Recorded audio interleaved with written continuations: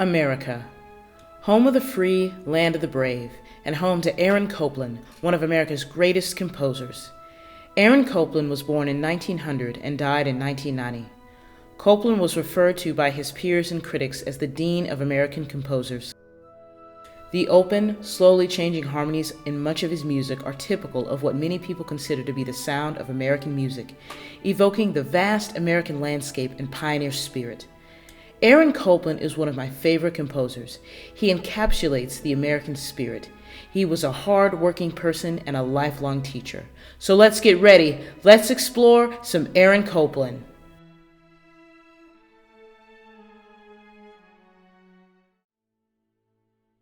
Aaron Copland was one of America's greatest composers. He was born in 1900, right at the beginning of a new century and the age of modern times. Aaron not only loved to write music, he also loved teaching people how to enjoy it. Aaron's best-known music sounds crisp and clear and simple. It often gives you a feeling of being out west in an exciting rodeo, or in wide-open spaces, or in a peaceful countryside. Some people have a hard time figuring out how Aaron Copland was able to write music like this, since he spent most of his life in a big city. Aaron didn't think it was necessary to live in the places he wrote music about. With his great imagination, he could just about picture himself being there. Aaron grew up in busy Brooklyn, New York. He had 2 older brothers and 2 older sisters.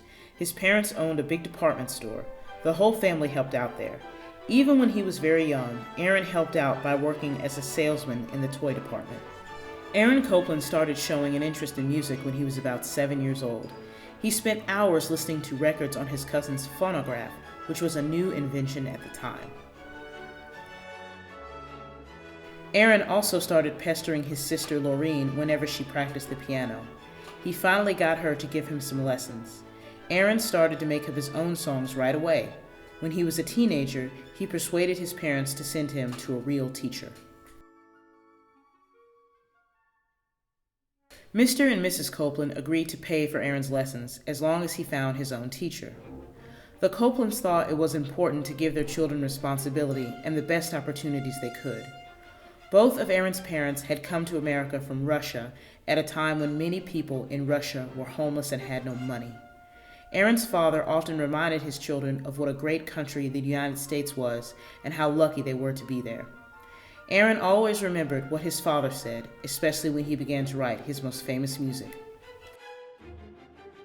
At the beginning of the 20th century, when Aaron Copland was growing up, people in America were just getting used to modern life.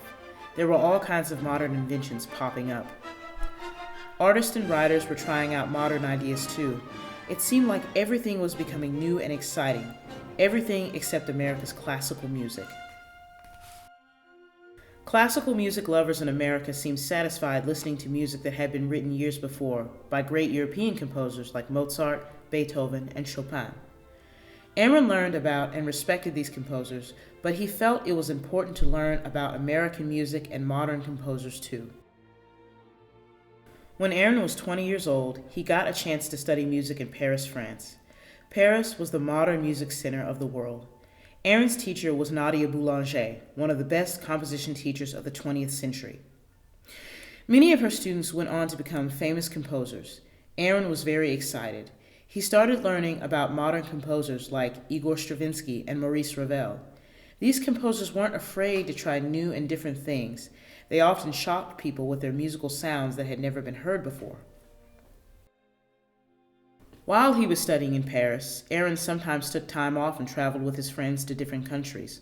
On one trip, Aaron noticed that wherever he went, musicians were playing a lively kind of music called jazz. Even though jazz had been invented in America, it was becoming very popular in Europe. Since Aaron was interested in writing American-sounding music, he thought it might be good to add some jazz sounds to the modern classical music he was starting to write. The music Aaron came up with was very original. Nadia Boulanger liked it a lot and asked Aaron to play it for some of her important friends. One of those friends was Sergei Koussevitzky, the new conductor of the Boston Symphony Orchestra. Mr. Koussevitzky liked Aaron's music too and agreed to play one of his new pieces at a concert. When Aaron's Symphony for Organ and Orchestra was played, a lot of people didn't like it. Some of them even booed. They probably didn't care for the modern sound, especially the jazzy parts. At the time, Aaron Copland didn't really mind if people disliked his music. He knew it might take a while for people to get used to it because it sounded so different from the music they had heard before. Aaron kept adding jazz rhythms and experimented with other sounds to make his music as original and modern as possible. For a while, his music became more and more complicated. Sometimes, even musicians in the orchestra found it almost too hard to play. Aaron started to notice that only people who were very serious about music were able to understand and appreciate his new music. That wasn't what he wanted at all. Aaron Copland wanted everyone in America to be able to enjoy his music. Right around this time, Aaron got a chance to visit Mexico. He noticed that music was much more a part of people's lives in Mexico than it was in the US. Aaron heard people playing guitars and singing and saw people dancing wherever he went. Once, when he went to a large dance hall, Aaron became so excited by the joyful, fast-moving music being played that he decided to write a music piece about Mexico. Aaron took bits and pieces of Mexican folk tunes and put them together with his own music. Aaron called his new piece El Salón Mexico. When you listen to it, it's easy to imagine the people and the beautiful countryside of Mexico.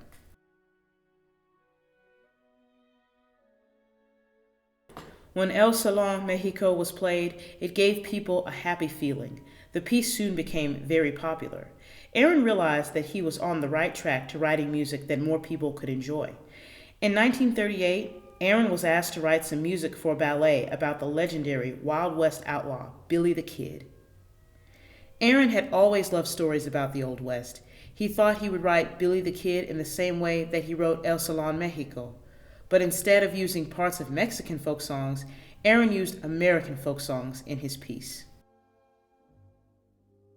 In Billy the Kid, you can hear familiar folk songs here and there like Get Along Little Doggies and Bury Me Not on the Lone Prairie. People liked hearing parts of songs they had known while they were growing up. At the time, people in America were worried. There was something going on called the Great Depression, which caused many Americans to lose their jobs and savings and become poor. It also looked like America was about to get into a serious war that had already started with Europe. Artists, writers, and composers began looking around at everyday things that made America great. They put what they saw and heard into paintings, books, and music. Their works gave people a feeling of comfort and hope and helped make them proud of their country. Aaron Copland went on to compose many famous pieces, including Fanfare for the Common Man, which was a part of his Third Symphony, and the ballets Rodeo and Appalachian Spring. Even though he used parts of American hymns and American cowboy, riverboat, railroad songs, Aaron combined them with his own music to come up with a very special, exciting, and beautiful all-American sound. Aaron also went to Hollywood for a while and wrote some music for movies. He even won an Academy Award for the music he wrote for a movie called The Heiress. Aaron Copland lived to be 90 years old. As he grew older, he spent less time writing and more time conducting music and teaching. Aaron Copland told his students to always be original, to experiment with their music, and to make music that was part of modern times. Although Aaron Copland was very busy throughout his life, he always found time to help out young composers. He worked hard to put on concerts so that many people could learn to enjoy music. He also wrote music that was just for high school students to play in their bands and orchestras. Today, Aaron Copland's music is as popular as ever, so it's easy to find it on the radio or Spotify. There are many recordings of his music too. You can probably check out tapes and compact discs of Aaron Copland's music from your library. Wow, tapes and compact disc. That was such a long time ago. I think this book was written in the 90s. Anyway, students, I hope you enjoyed this story. Why don't you go and listen to the piece I've assigned you on Aaron Copland and use the musical terms that I gave you to describe his music. I'm sure you will have a great time listening to this amazing American composer. I'll see you in the next video.